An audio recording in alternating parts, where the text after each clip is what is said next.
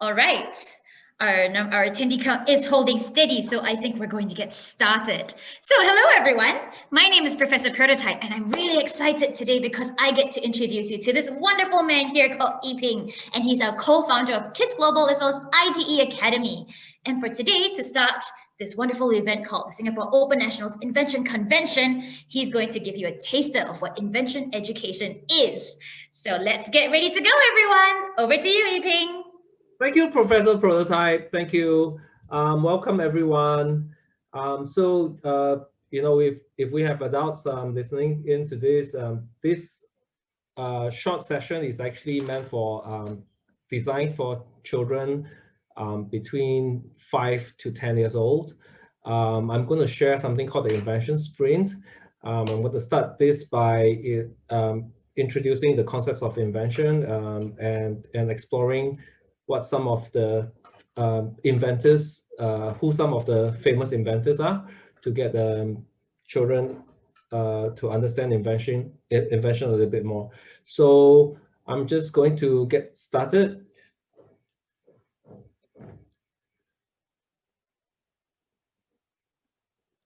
Just give me 1 second. Okay, right. Hello, boys and girls. Welcome to Invention Convention Singapore Open Nationals 2020. I'm teacher Yiping, and today we're going to explore what inventors do and how you too can become an inventor. Are you ready to learn? When we think of inventions, many of us will think of things like the wheel or the light bulb, but really inventions are all around us. Let's first take a look at the wheel. How many things can you think of that has wheels on them?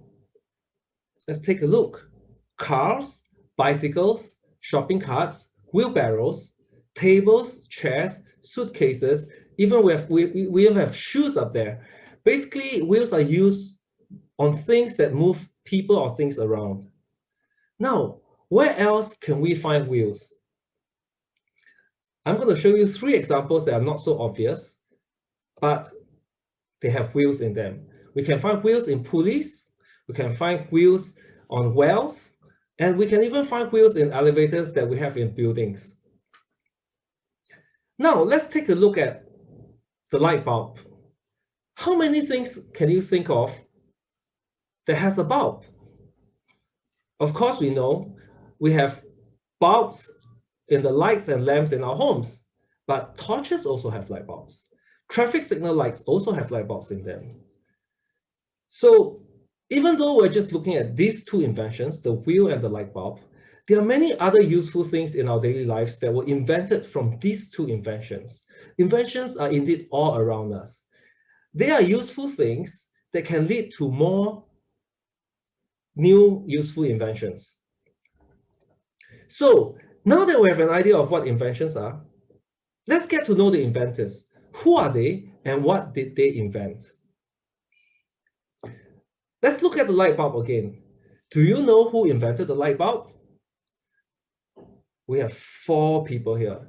Would it be Thomas Edison, Alexander Bell, the Wright brothers, or Steve Jobs? Do you know the answer? Well, if your answer is Thomas Edison, well done, you're right. Edison invented the first commercially viable light bulb. Before the invention of the electric light bulb, we depend on natural lights like the sun, the moon, or maybe even fireflies for light. We also invented things like candles, lanterns, kerosene lamps, but these are often not as bright and useful as the electric light bulbs that we use today. Why? Well, the sun is not up there all the time.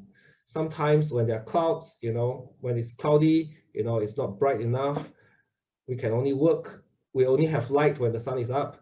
The moon, when it doesn't provide bright enough light. For fire, candles, and kerosene lamps, it requires fire, it requires a flame to light, and it's not consistent, right? So if you look at an electric light bulb, it is powered by electricity and it gives us on-demand light, especially at night or in places that are dark, as long as we have electricity. And this has enabled us to conduct more activities in places that are dark or at night. So the light bulb is indeed a very, very useful invention that has changed how we live. Now, let's look at this. What about the airplane? Who invented the airplane? Would it be Edison, Alexander Bell, the Wright brothers, or Steve Jobs? If your answer is the Wright brothers, bravo, you got it right again. Before the airplane was invented, the most common modes of transport are trains, cars, and ships. But cars and trains cannot travel across water, and ships cannot travel on land. So with the invention of the airplane, a lot of our travel time can be saved, especially if we are traveling long distances or across oceans. As you can see, the airplane is a very useful invention that has changed the way we travel. Of course, right now, we're in COVID and, we can't really travel, but we're looking forward to the time where, we can travel via the airplanes again. Now, let's look at this invention. Do you know what this is? Let me give you a hint. This is the earliest version of an invention that we use every day. If you still can't guess what this is, let me give you another hint. Now, can you guess what invention this is? If your answer is a telephone, you are right. The machine on the left is actually a model of the first telephone that was invented. Do you know who invented the telephone? Alexander Bell is the inventor of the telephone. The telephone is a very, very important and useful invention that has dramatically changed our lives. Before the invention of the telephone, how did people communicate? People used to communicate with people far away by sending each other mail. It takes a very long time for mail to be delivered, and sometimes the mail gets lost, which means it doesn't even get delivered. So the communication is broken. Even with the invention of the telegraph in 1858, it will still take about 10 hours for people in 2 different continents to communicate in writing. But with the invention of the phone, it takes 0.2 seconds to make a phone call between 2 countries. And with current mobile technology, we can now communicate with anyone, anywhere in the world, almost instantaneously via text messaging. So you can see the invention of the telephone makes it possible for us to speak with people far away almost instantly. However, telephones require to be connected via telephone lines, and therefore, traditional telephones, the early telephones, have to be installed in a fixed location. So we invented the cell phone, which does not require phone lines to connect.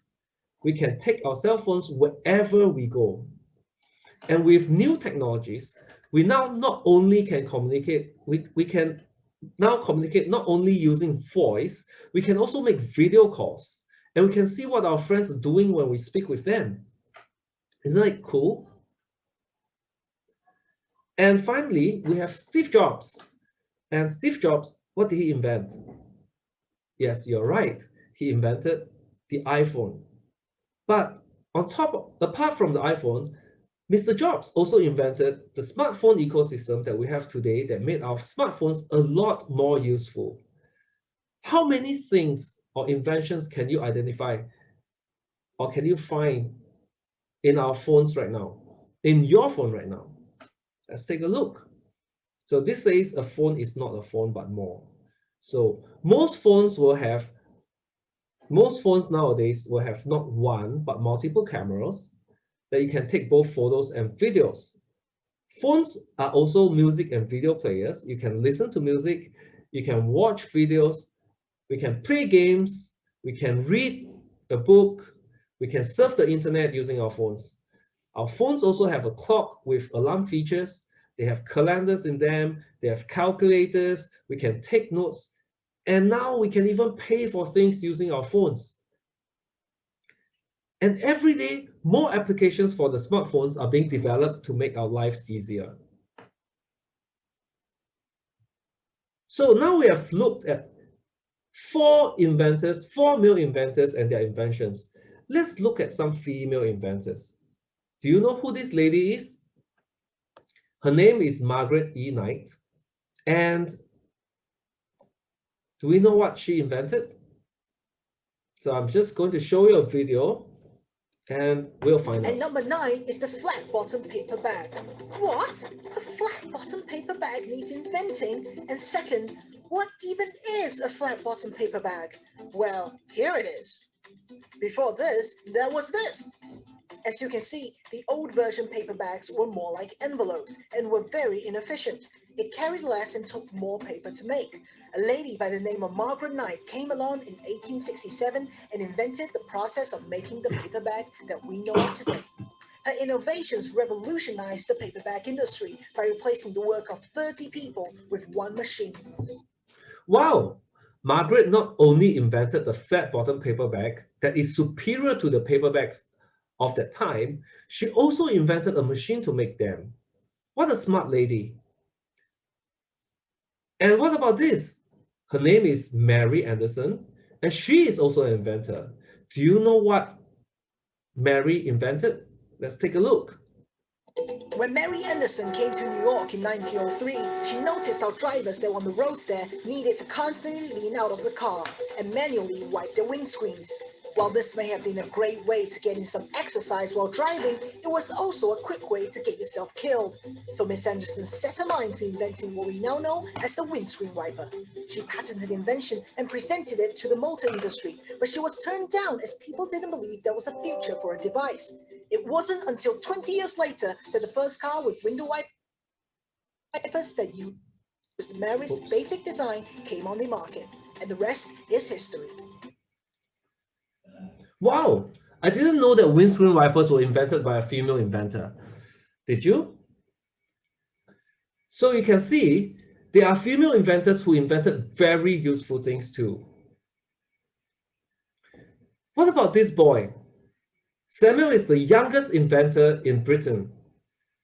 He invented his double-headed broom when he was only 3 years old. So let's hear what he has to say. I was in my dad's yard and I designed a brush because he was tidying up leaves and I decided to help him.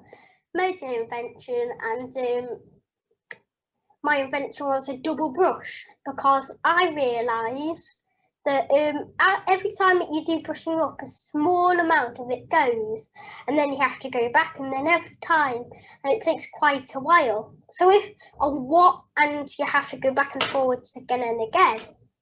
So if you just take 2 brushes connected with you, if it took 4 times, it would only take 2 times, so it's double the speed. Me and my dad were quite used to making things, so we had quite a lot of tools and bands. So that's how I was able to make it. The best sort of invention isn't one, it's very crazy. It's simple, it helps. You've got the materials and it's useful and makes everyday life easier. Wow, look at what Samuel did. He was looking at his dad's work and he wanted to help his dad and he invented something. So you can see little children can be inventors as well. And if Samuel can invent, so can you. So how can we start inventing? Today, Teacher Yiping is going to share a simple 5-day process that can get you quickly started on inventing. It is called the Invention Sprint, and by the end of 5 days, you would have completed your first invention prototype. Are you excited to learn about this program? Now, in order to do the Invention Sprint, you will need to have a group of at least 3 people. You can do this with your friends, you can do this with your classmates, with help from your teacher, or you can do this with your family. You can get daddy, mommy involved to do this together with you, and we can start inventing. So the invention sprint will take place over 5 days. What do we do in these 5 days? In day 1, we will get together, you will get together as a team to identify a problem that you want to solve. You can discuss about the problem and define, but the important thing is by the end of the discussion, you need to define the problem you want to solve and the desired result that you like to achieve to solve the problem. So some questions to think about and to research on are, what is the problem? Who has the problem? And how can the problem be solved? And what is the desired result you want? So I'm going to show you an example. This is a real example of from a 7-year-old inventor from China, right? So the problem that he has observed is that his grandfather, who requires to use a walking stick to walk, finds it difficult to be using the walking stick, walking, and using the phone at the same time. So he thinks that his grandfather has a problem doing that and it's dangerous, and he wants to solve the problem. So his challenge was to design a device to enable the grandfather to use the walking stick and the phone at the same time, right? So this is an example of identifying a problem and defining a desired result that you want to achieve. So the desired result that this young inventor wanted to achieve is that he wanted to design something that is going to help his grandfather able to walk with the walking stick and use the phone at the same time. Okay, and actually he went one step further to say that he wants to find a device, he wants to design a device to hold the phone and the walking stick together. On day 2 of the invention sprint, each member will now start to think about the problem and start to think about their solutions to the problem that's defined based on the desired result that was defined in day 1. And each member will have to sketch out his or her ideas on paper, okay? And each of you can have as many ideas and as many sketches as you want, but eventually you have to choose one that you will share with your team members on day 3. So it looks like this. Some questions to research and think about are there any existing solutions to the problem? What is good or bad about the existing solutions? And should you improve on the existing solution or design a brand new solution? Okay, so an example of sketches would be something like this. Okay, so on day 2, you'll make your own sketch of how you think your solution is going to look like.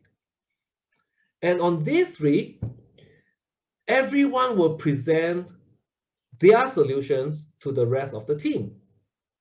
Okay, the team will collectively evaluate all ideas and decide on a final design for the solution. Okay, it could be a one member's idea, or it could be a combination of everyone's idea. So this some of the questions to think about would be, what is the best solution? And the next step is we have to think about how do we make or build this solution? What are the components and the functions of the components of the solution, and what materials will you be using? So an example of this will be in the case of the walking stick example. Okay, the ideas that came up was a walking stick with a phone holder, or a phone that has an extension that extends into to become a walking stick, or the third one would be a phone holder that can fit on different walking sticks. And they decided that the ideal solution should be a phone holder that can fit on different walking sticks. So this was the design that they chose.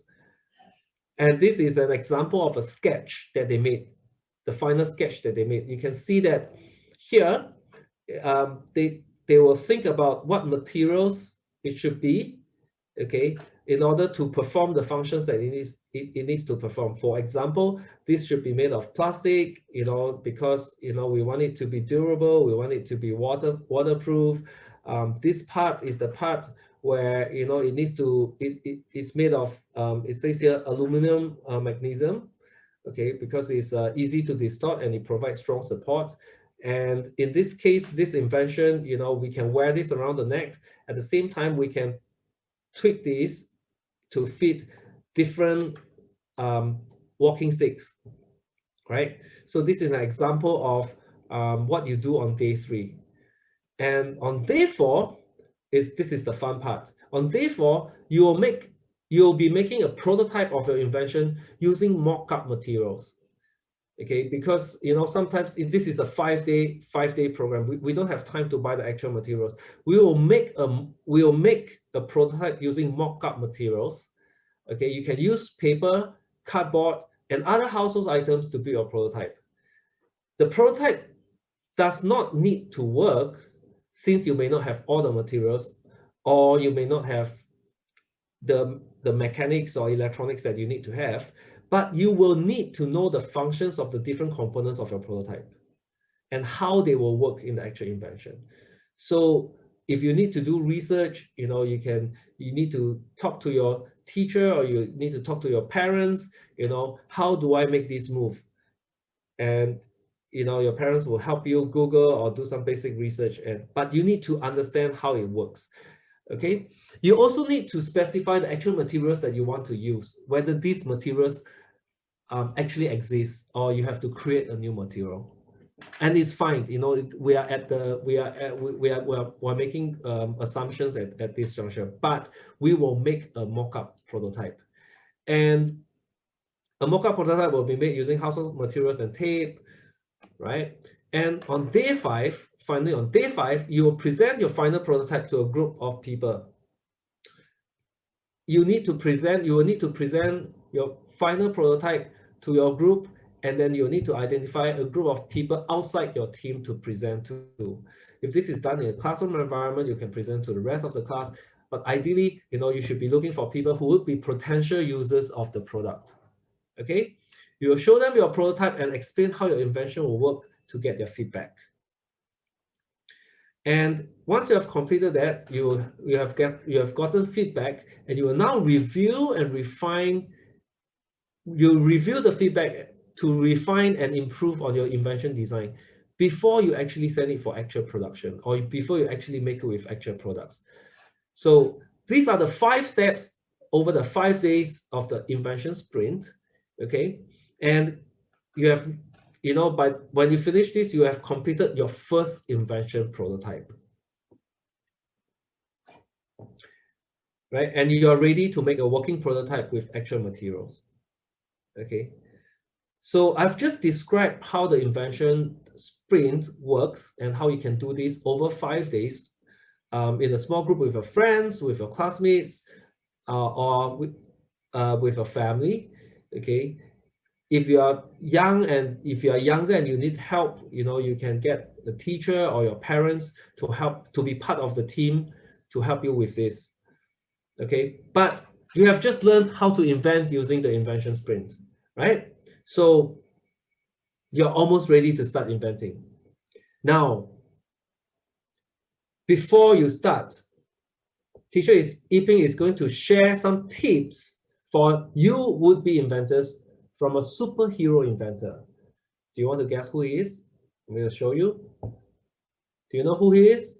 This is Mr. Tony Stark, who is the inventor of Iron Man. So what is Mr. Stark's tips for would-be inventors like yourself? Tip number 1 says, never give up. I'm going to show you a video of Mr. Stark building Iron Man. This is the first time he's trying to make Iron Man fly. And let's see what happens. Start nice and easy. You can see 10% thrust capacity, chief lift. And 3. Oops. 2. 1. Ouch! As you can see, his first attempt to make Iron Man fly was not successful. In fact, it failed really badly, right? And sometimes when we are inventing, things might not go as well or as expected. Okay, sometimes we fail.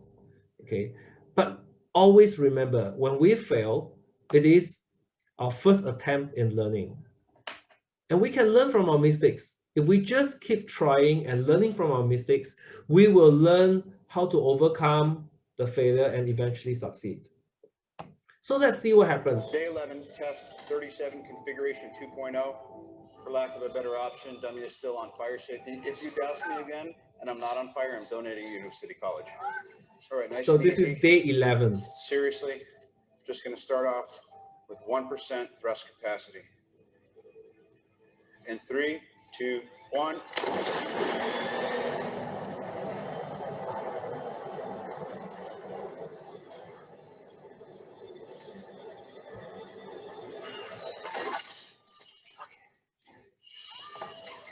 Please don't follow me around with it either, because I feel like I'm going to catch on fire spontaneously.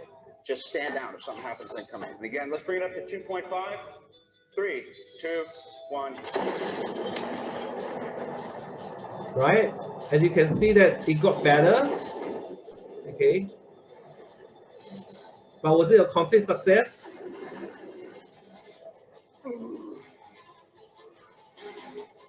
Okay, this is where I don't want to be.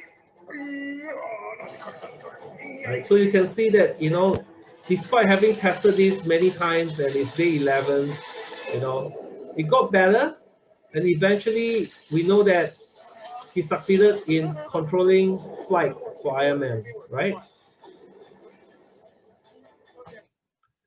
So tip number 2, make it better. Let's take a look at what the first version of Iron Man suit looks like.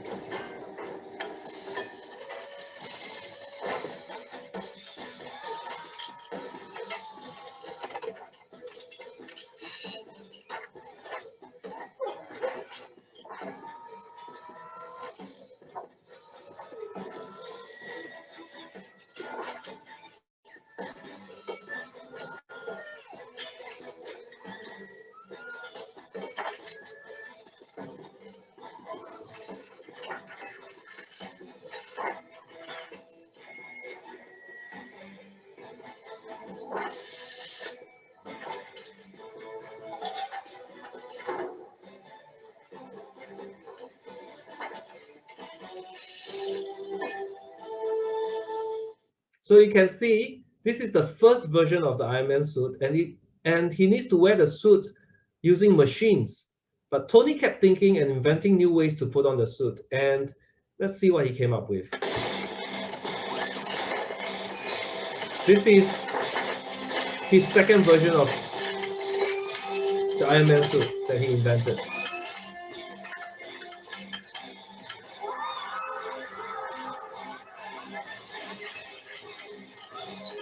Right? So we must always be thinking about how we can make things better.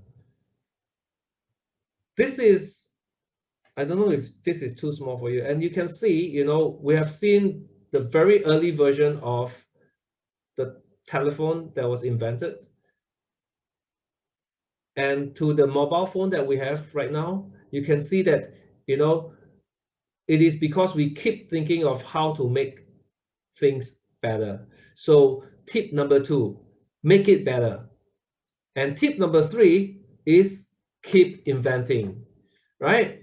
So these are the 3 tips that superhero Iron Man will share with would-be inventors. And, you know, we encourage all of you young inventors to start inventing. And remember, inventors are always looking for problems to solve because they want to make things better. So they're always thinking and trying new ways to make things better. Now you are ready. So good luck, and I look forward to see your inventions. So for parents and teachers, the Invention Sprint is actually adapted from the Design Sprint. You can find more information about the Design Sprint on the link up there. Okay, it can be a quick way to get your child or your students started on inventive thinking and invention education. One of the especially for very young kids, one of the biggest obstacle that we face is really the making or the building of the invention. But with the invention sprint, we will bridge that. We just get them to start to build prototype and to explain how they envision the prototype will work. So if you have more questions or information, feel free to email me, or I'll take questions at the Q&A. Thank you.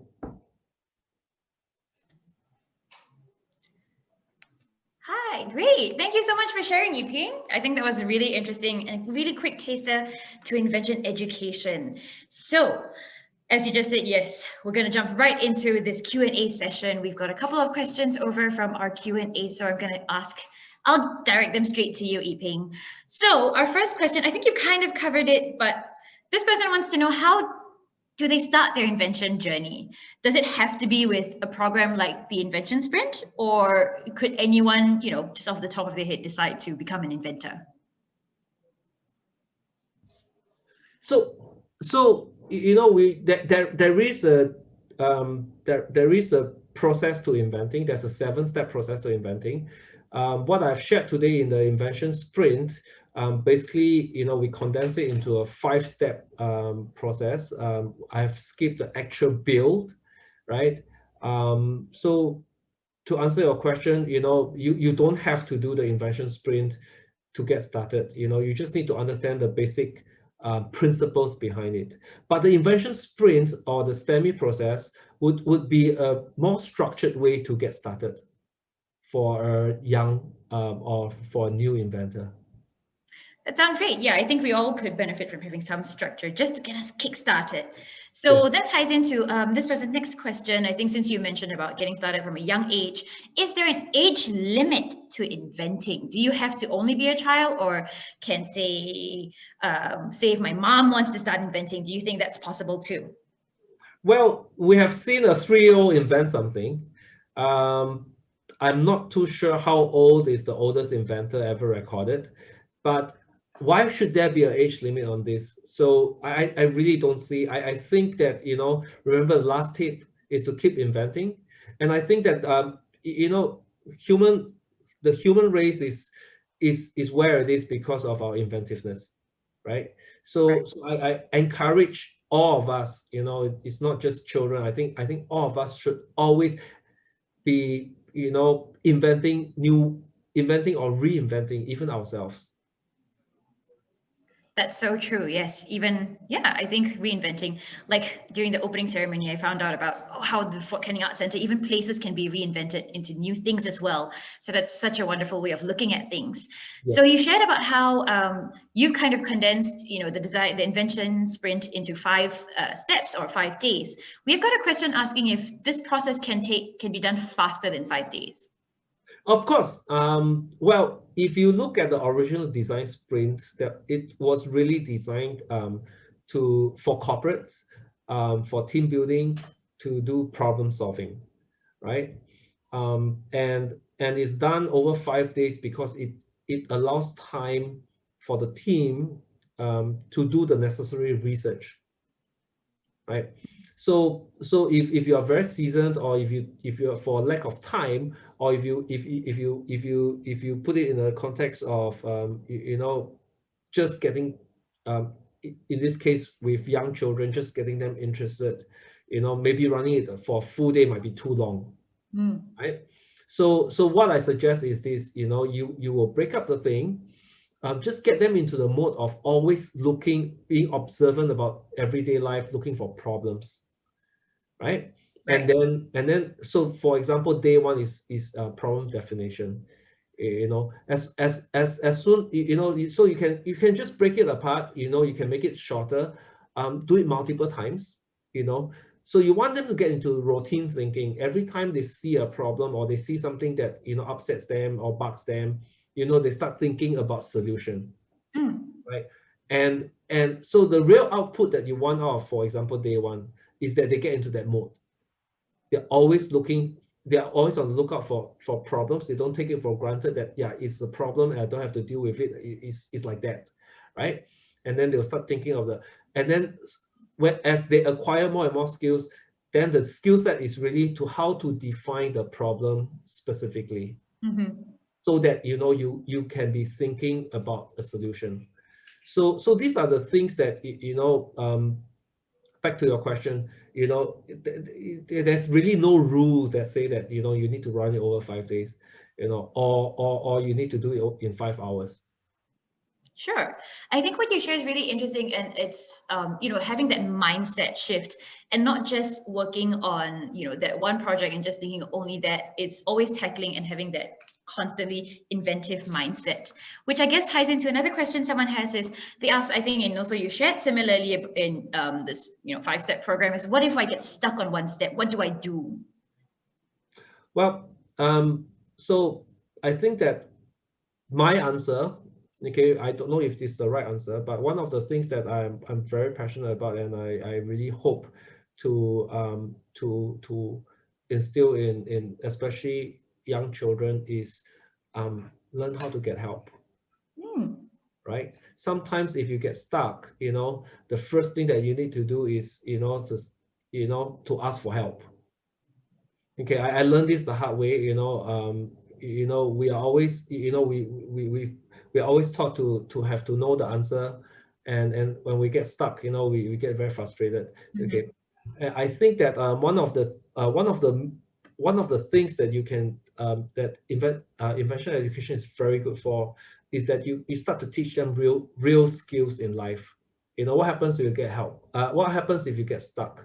How can I get help? Where can I get help? Who can I ask? And even and what should I do if even after asking everyone that I know and I'm still stuck? What happens then, right?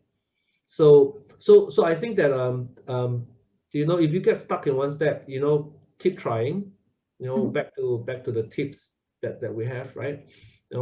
Try to understand the thing, acquire new skills, acquire new knowledge, ask people. But often the fastest way is to find the right person to ask. Yeah, and it's a skill. This is a skill. That's true. So I think we have 2 attendees who've asked questions that I think they're hoping you're the right person to ask for help. So we have one attendee who's asking if you happen to know any prototyping apps for children 3 to 8 years old can use. Maybe any sort of software that you've come across that is helpful to especially young children. So I think there are many out there, but for very young children, I especially preschool ages, I strongly don't recommend that you go straight to the apps. Right? There's a reason why we want them to do mock-ups and using materials. Firstly, is that I think that children that age, we hope that they are exposed to real stuff, authentic stuff. Okay, but having said that, I don't mean that therefore you keep them away from apps like that. I am not very sure. I can't remember the names of the apps offhand, but I'll be happy to, if you leave a contact, I'll be happy to send you some more information on that. Sure. So I think Debashish Ghosh, if you do have any questions, I think you can contact Yiping directly as well. He could probably help you find some good apps for your kids to use as well. And tying into that, continuing on in that vein about looking for someone to ask for help, I think this is a very interesting question. And this ties into what you shared about creating prototypes. We usually start off in most of our invention education, we see the children start off with recycled materials, just to kind of build a rough shape or a system that shows what they intend to make. But we have an attendee who's asking about, in Singapore, it's difficult to get access to, sort of machines or things that can help you build an actual prototype. So materials, machines, maybe whether is it saws or, soldering tools, things are not really easily accessible to us lay people when we're coming into invention education. Would you have any tips about this? So there are places like maker spaces that might have these. I'm not too sure how popular they are in Singapore because I spent the last 10 years living in China. And And I understand that this is definitely an issue, and which is why, you know, I decided to adapt the design sprint for the invention process. Okay, it is ready to also bridge issues like this. Are there any places, affordable workshops in Singapore? I'm not sure. I mean, maybe the Science Center might be able to provide this.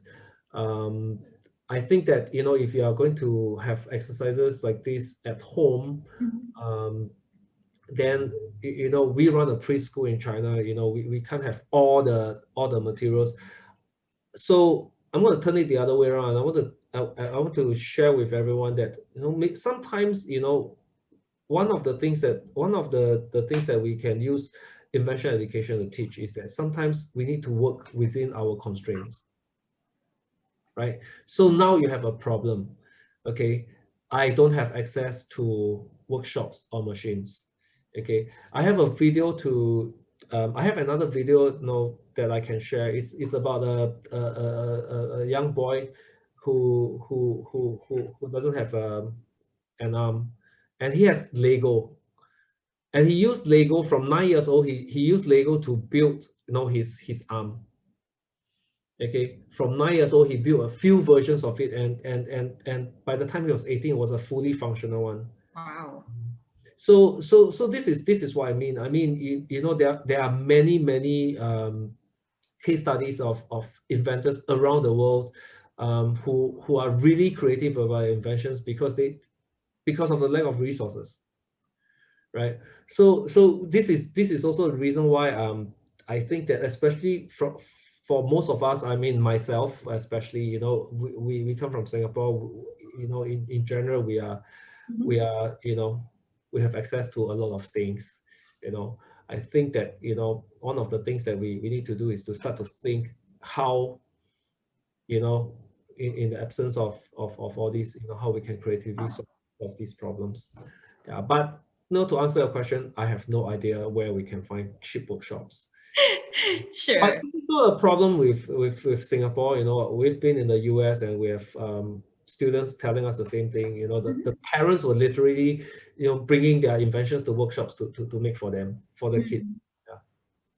Yeah, and I think just to share on, adding on from Yiping's also, based on our own experience, you know, having met some of our past inventors who have won the last Singapore Nationals, and they were from schools. So two of our winners, Ridvik and Varun, actually, because they took the STEMI program through their school, they actually got to make use of their school's design and technology facilities as well. So, I mean, if you have any parents who are interested in getting your kids, you know, involved in a STEMI education program and are worried about, well, they have access to have materials to build their prototypes, we strongly encourage you to talk to your schools about it and get STEMI programs introduced into our school systems in Singapore, because that would be the best way to reach out to all kids as well. Yep, and let's see, do we have any more questions? I think we're good. It's no more questions coming in. So thank you so much for joining us today, Yiping. And anyone, if you have any more questions, please feel free to contact Yiping or us at IDE Academy as well. Thank you so much for joining us, everyone. Thank you very much, Yiping, and we'll see you later. Yiping's going to be joining us for a judging session later at 5 p.m. So come, we're looking forward to seeing all of you there as well. Bye-bye. Thank you. Bye.